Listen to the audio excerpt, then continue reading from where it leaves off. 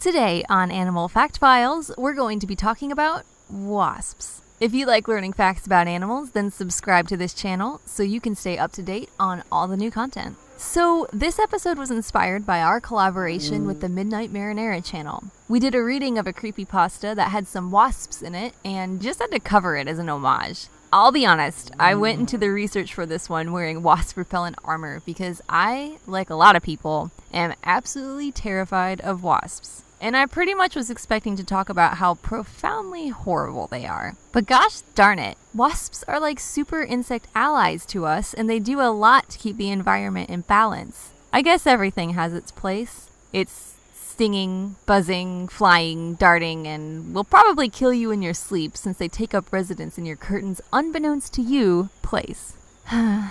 Well, I guess I ought to explain. So, wasps are part of the same order as bees and ants. Basically, anything that is not a bee or an ant in that order is a wasp. That means that yellow jackets are wasps and hornets are wasps too. Bees and ants are not wasps. They're just really closely related. Also, there are tens of thousands of wasp species.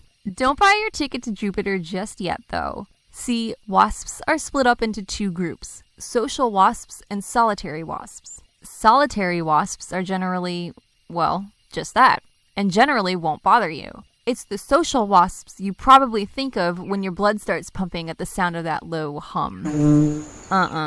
Here's the thing though, only about 1,000 species of wasp are social wasps, meaning that the vast majority are generally non-stingers. That's still 1,000 too many in my book though. The largest wasps can reach lengths of almost 2 inches, while the smallest are a mere 5/1000th of an inch. To put that into perspective, the largest wasp is about half the width of your hand, while the smallest could land on a single strand of human hair. That's a pretty drastic difference, and this just has me wondering why the stinging ones couldn't all be that small. To be fair though, like I said earlier, they really are beneficial. Most wasps help to keep insect populations at bay, and, like spiders, they're some of the best pest controllers. To see a wasp in your garden is actually usually a good sign because they help to get rid of crop-destroying insects like aphids and caterpillars. In fact, without wasps, we wouldn't even have fig fruit as they are its only pollinators. So, maybe they aren't all that bad. Still, seeing their nests gives me the heebie-jeebies.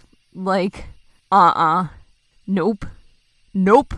What's surprising though is that a lot of wasp species build their nests underground. Yes, like those yellow jacket jerks. Most of the nests you may associate with wasps are built by a subfamily of wasps called paper wasps. Paper wasps build their nests out of wood fiber and saliva. Yum. Some other wasps might use mud though, like mud daubers, whose nests you've more than likely come across on the sides of buildings or under bridges. It really just depends on the wasp and whether or not they're social or solitary. Plus, a lot of wasps actually only live for about a year. Most social wasps found outside of the tropics will be born in the springtime as part of a brood from their colony's queen and die before winter, eating a bunch of fruit as a sort of last hurrah before they die. As for solitary wasps, usually it's all about the female emerging from hibernation, constructing nests, and filling them with nutrients for her young, such as insects and God, that's a tarantula. Yeah, that's a tarantula. Okay.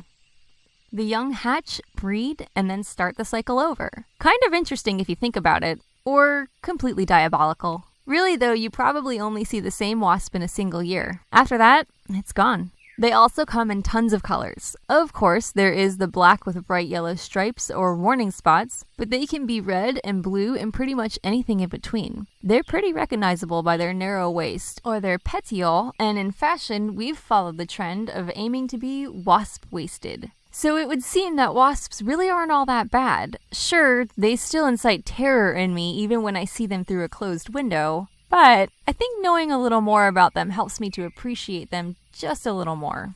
Except for yellow jackets. Screw those guys in particular, am I right? For more information on wasps, because trust me, there is way more. We barely scratched the surface here. Check out the links in the description. Let us know what childhood menace you would like us to cover next time. Also, if you want to check out the reading we did with Midnight Marinara, you'll find a link in the description. Don't get too spooked. Thank you for watching, and be sure to give a thumbs up for more Animal Fact Files.